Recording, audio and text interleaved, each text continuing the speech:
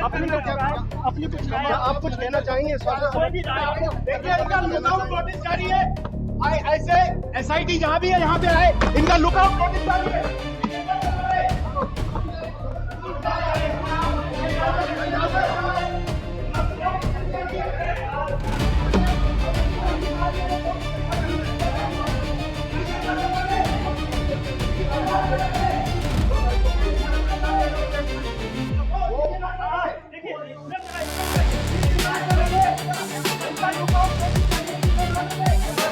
भोपाल की त्विषा शर्मा केस में लगातार कई खुलासे हो रहे हैं, एक के बाद एक नए खुलासे उस केस में होते जा रहे हैं। आपको लगातार हम बता भी रहे हैं कि इस केस को लेकर जांच पड़ताल कहां तक चल गई है। मेधा हमारे साथ है। मेधा, अब जो पति है जिस पर कई एलिगेशंस हैं सुसाइड के लिए उकसाने से लेकर कि यह हत्या है, सुसाइड, अभी तक तो यही क्लियर नहीं हो पाया, लेकिन समर सिंह पहुंच गया है अब।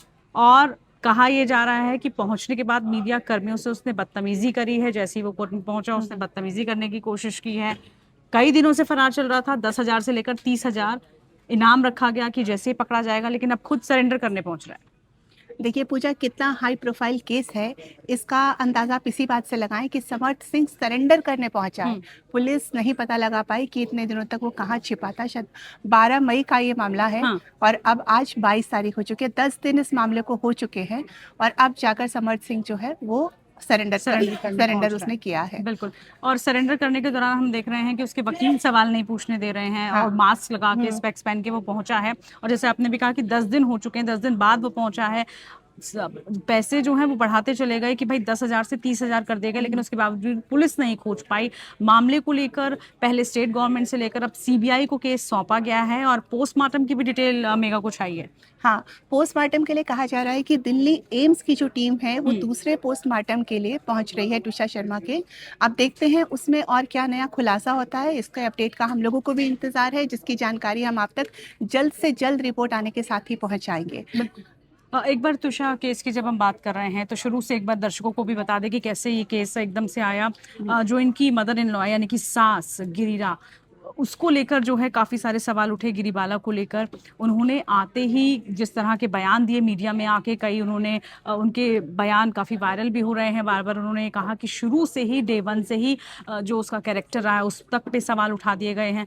तो मरने के बाद इस तरह के सवाल, और उसके बाद क्योंकि रसूखदार केस है, वो खुद पूर्व जज रह चुकी हैं, इसकी वजह से इस केस को काफ़ी कहा जा रहा है कि तोड़ा मरोड़ा गया है। जो पेरेंट्स हैं त्विषा के, 46 ऐसी कॉल डिटेल्स उसके पिता ने खुद निकाली है जो सस्पेंस के घेरे में। बिल्कुल बिल्कुल पूछा, हाई प्रोफाइल केस है। देखिए, जहां ससुराल वाले बहुत रसूख वाले हैं, वहीं त्विषा भी अपने आप में एक बड़ी पर्सनालिटी रही हैं। कई वेब सीरीज में काम कर चुकी हैं, मिस पुणे रही हैं, मॉडलिंग करती रही हैं। और शायद ये भी खबर आई थी बीच में कि विदेश में भी उन्होंने कुछ टाइम के लिए जॉब किया है। तो इतनी कॉन्फिडेंट, इतनी स्मार्ट आज के ज़माने की लड़की जब सुसाइड या मर्डर कर रही है, या जो सुसाइड कर रही है या उसका मर्डर हो रहा है, जो भी इस रिपोर्ट में हमें आगे पता चलेगा, वाकई में पब्लिक को भी कौतूहल भी देता है और कहीं ना कहीं अंदर से डराता और चिताता भी है। बिल्कुल। परिवार लगातार आरोप लगा रहा है कि भाई जांच को प्रभावित किया जा रहा है।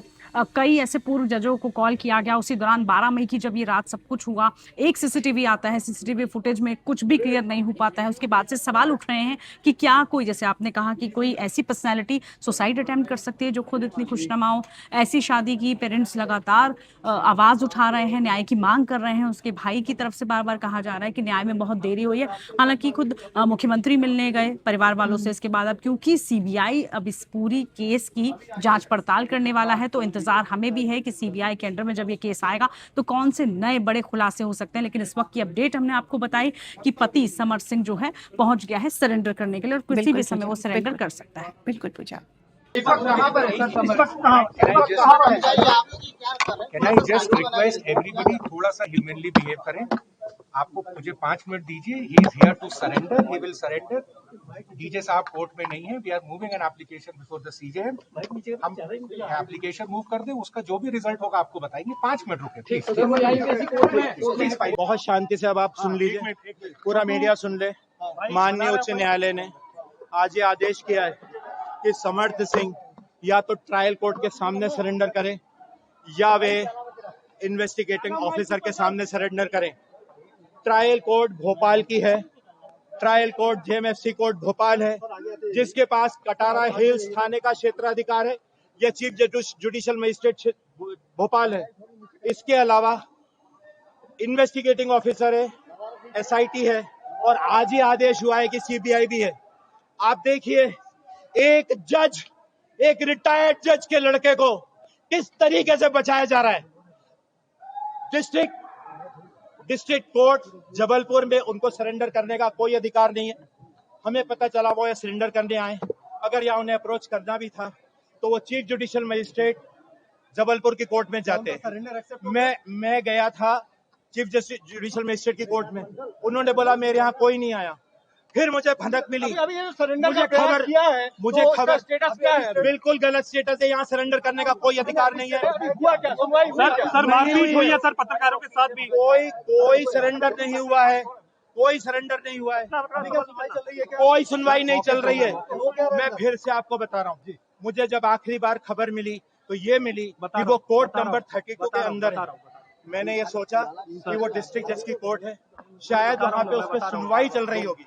मैं उस कोर्ट का दरवाजा खुलवा के अंदर गया, जो दरवाजा अंदर से बंद था, तो डिस्ट्रिक्ट एंड सेशन जज कोर्ट जबलपुर के कोर्ट रूम के अंदर आराम से पूरी लाइट्स ऑफ करके अंधेरे में समर्थ सिंह मास्क पहन के बैठे हुए थे। जज साहब डायस पे नहीं थे, वहां मौजूद 3 बाबू थे। मैंने उनसे पूछा आपने किस हैसियत से इनको बिठा के रखा है? उनके पास मेरी बात का जवाब देने कोई जवाब नहीं था। मुझे देखते ही साथ जैसे ही समर्थ सिंह को आभास हुआ वो भागे वहां से। उनके वकीलों ने मुझे धक्का दे के अलग किया। आप लोगों ने कोशिश करी, आपको धक्का दे के अलग किया। भागते भागते उनके वकील उनको यहाँ पे बार एसोसिएशन का मुझे बताया कि शायद कोई कक्ष है, उसका कोई शायद अध्यक्ष का कक्ष है या जो भी है, वहां वो अंदर है। वे पीछे पीछे गया तो वहां समर्थ सिंह के वकीलों ने और उनके साथियों ने मुझे धक्का देकर के उस रूम से बाहर निकाल के अंदर से बंद कर लिया। मुझे बिल्कुल जानकारी नहीं है कि यहाँ कोई पुलिस आई है या नहीं आई है, क्योंकि मुझे बाहर कर दिया गया है। ट्विशा सुसाइड केस में गिरिबाला सिंह पर लगातार शिकंजा कसता जा रहा है। गिरिबाला सिंह किसी भी समय कटारा हिल्स थाने में अपने बयान दर्ज कराने आ सकती हैं। मेरे पीछे कटारा हिल्स थाना आप देख रहे हैं, यहाँ से 3 अलग अलग नोटिस गिरिबाला सिंह को भेजे गए थे। हालांकि गिरिबाला सिंह का यह दावा है कि उनको सिर्फ 1 नोटिस मिला है। गिरिबाला सिंह जानबूझकर या अनजाने में लेकिन जानकारी छुपा रही हैं, क्योंकि पुलिस का यह दावा है कि उन्होंने 13, 14 और कल नोटिस सर्व किए हैं। जब 13 और 14 तारीख को घर पर कोई नहीं मिला तो गिरिबाला सिंह को व्हाट्सएप के जरिए नोटिस भेजा गया।